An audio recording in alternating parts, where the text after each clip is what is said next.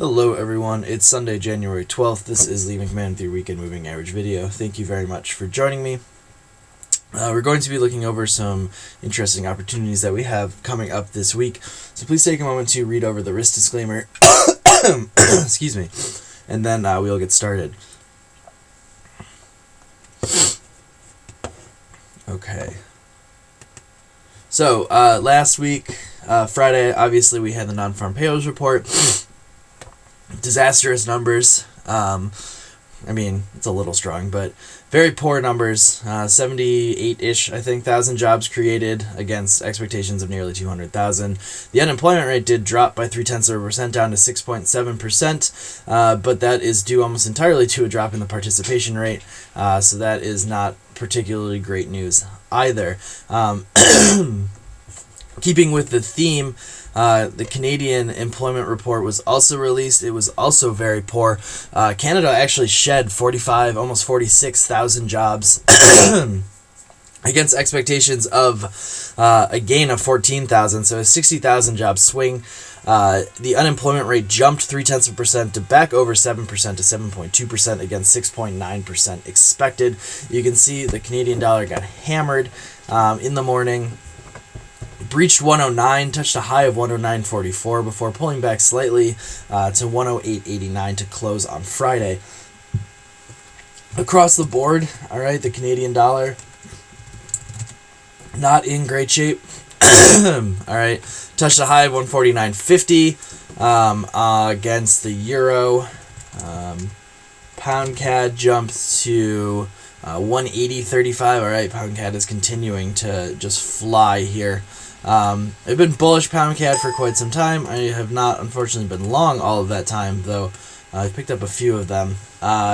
If we look at the weekly chart here on pound CAD, okay, it's on a hell of a run. The RSI has been extremely overbought for quite some time. We have a very impressive weekly candle here, all right, after the softer Canadian data.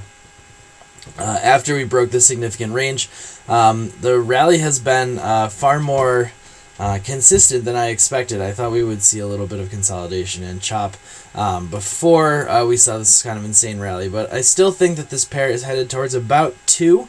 All right, I think that's going to be its trading range in about 2014 to end of 2014, 2015. All right, so 2,000 pips upside, I think, left easily. But it would be certainly very challenging here to pick an entry. If we look at the daily chart, all right, we have some massive RSI divergence going on here. So it'd be a little bit wary about buying it up here, but I do like it for opportunities to the upside if we do manage to see a pullback or some sort of retracement.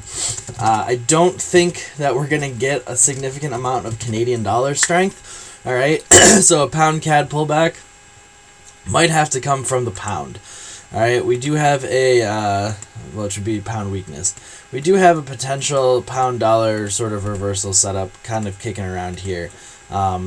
It's not particularly pretty, all right, but there is some sort of head and shoulders argument that you can make here if you want to. Really, I think, though, the first key level is going to be really this 163 area, all right? If we can get below 163, we could start maybe picking up some stops. So we'll see how that plays out, but right now I don't think it looks particularly bearish, but if we're going to see a pullback, there might be some setups there. All right, euro rallied obviously on that softer U.S. data as the dollar suffered. I'm looking for an opportunity to short euro dollar at 137.60, all right, which is the 618% fib of the 138.92 highs down to the lows right before NFPs off of that Draghi ECB press conference. It also aligns very nicely with the trendline retest, that trendline dating back to the 7th of November. All right, so 137.60 I think is a key level to watch on euro. Aussie, okay, rallied. Aussie is actually starting the week off at very significant resistance. I am not an Aussie bear. I feel like I don't know if I made that clear enough. I pointed out a very nice Aussie bearish setup. All right, this is a very nice setup. If you are an Aussie bear, it's the 200 period EMA here on the 4-hour chart. It's a nice trend line, top of the flag resistance. All right, nearly overbought. It's a pretty nice opportunity to try to short here if you do think the Aussie is heading lower. I personally will be looking for a 4-hour close above this above this 200 EMA for an opportunity to buy on this breakout over this trend line. All right, I think AUDCAD is leading. It's the Aussie against the Canadian dollar.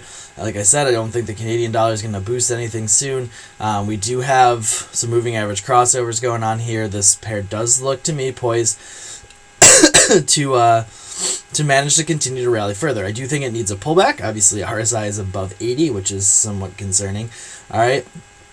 But even just a pullback down to 97, little 100 pips, and then to the upside. So I will be looking for opportunities to re-long Aussie CAD as we were long and close it after that Canadian employment. Also, we're going to take a look at Kiwi CAD. All right, so here's Kiwi CAD.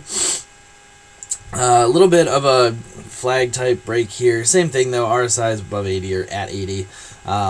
I'd like this one higher as well, but really the entry was down here, and then it would just be holding it now. I don't really think there's a great opportunity for fresh entries right now. I think we need a little bit of a pullback first, a little bit of a consolidation, something, but in general, this pair looks pretty good. In general, I mean, I feel like shorting the Canadian dollar is not a bad idea, but I'd be being very patient about that. Would not start on Sunday just shorting all the Canadian dollars. Wait for a little bit of a pullback, wait for some consolidation, wait for the market to show a little bit of commitment. Kiwi dollar, pointed this setup out, worked out very nicely. 6.8% fib, trendline retest, rocketed off of that. We are now approaching these previous highs here. If we do manage to get above 83.17 or so, I do like this pair to continue to march higher. Eventually, I like it towards about 85. All right. So keep your eye on Kiwi dollar for opportunities perhaps to get long there. Let's take a quick look through the yen pairs. Dollar yen is in a very interesting position here. I'm not willing to give up my yen pair bullish bias, right? I do think the yen pairs are poised to continue to head higher for at least a little bit longer. You can see dollar yen held this, all right, range support. It did break down below this trend line. All right, we kind of closed at a retest, closed right at it. All right, so there is a potential bearish setup there if you're looking for it, but I think dollar yen could continue to move up back towards that 105.43 area. Pound yen, all right, I've been talking about this 100 period EMA. I wrote a guest article for Daily Effects on it. All right, it held again, and we got a nice bounce off of it. All right, since when we've been testing these, all right, we tested here about 166. We got up to about 171. We tested it here and here at about 170. We got up to about 173. All right, so now we tested here again at 171. I don't know. We're going to get back up to 173. We're going to manage to push it to 174 or 175 even. All right, so keeping an eye on pound yen. Like I said, pound dollar looks neutral at least, so we'll see. It might be a dollar yen type move. The reason that I'm not giving up on my bullish bias on the yen pairs yet is that the Nikkei is still holding that nice support level, all right? And it's holding it pretty well. We came down, we retested, all right, this breakout point, and we held. We bounced, and now we're continuing to bounce. The Nikkei does need to get above, all right, basically 16,000 again to alleviate a lot of this downside pressure. So watch, basically the levels to watch on the Nikkei are 15.8. All right, well, 15, 7, 5, and 16. Those are the levels that you're going to want to keep an eye on for the Nikkei. They will probably dictate how the yen pairs move this week. Last but not least, we'll do Aussie yen. All right, Aussie yen, first miniature breakout occurring now. All right, but the major level remains 94. If we do get a significant close above 94, Aussie yen looks poised to finally start moving a little bit higher. That will be that corresponds nicely with general Aussie bullishness. All right, so again, watch the Nikkei, watch the Aussie, and watch 94 on Aussie yen for a possible move up towards about 96 or so. All right, if not higher. All right, thank you very much for watching. Good luck trading this week. I look forward to talking to you soon.